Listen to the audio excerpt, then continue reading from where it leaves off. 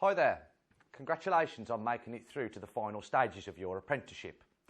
I would just like to say a few words on certain elements to the practical examination.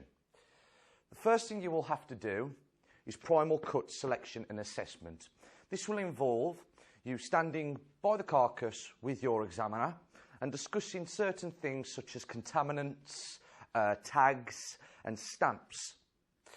Once that's complete, you will then start to cut the carcass into its primals and be asked to do one of three: the middle, the leg, or the front, depending on what carcass you use. You will then have to do some secondary butchery skills by deboning the primal and creating things like joints. Once that's complete, you will then need to do some retail portioning. Retail portioning can consist of cutting things into cubes, muscle blocks into steaks, or cutting joints into 1 kilo joints. You will have limits that you can't exceed, such as 100 grams on the joints or less than 30 grams on the steaks. Then we come to the product display. Now, when we come to the display side, you can't add any glazes or anything onto the products. It has to be at its naked state with just some garnish if need be. There's two elements that I'd just like to discuss further, and that is working safely.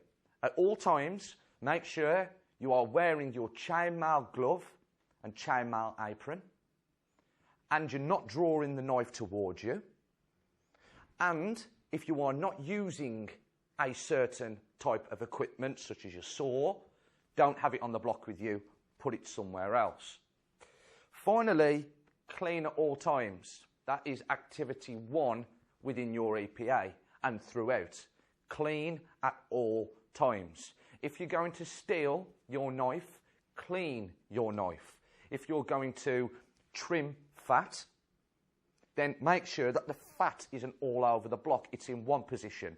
What I advise is fat in one pile, trim in another pile, and then your products displayed on a tray. Good luck, and I'm sure your trainer will help you along with all the points I've discussed.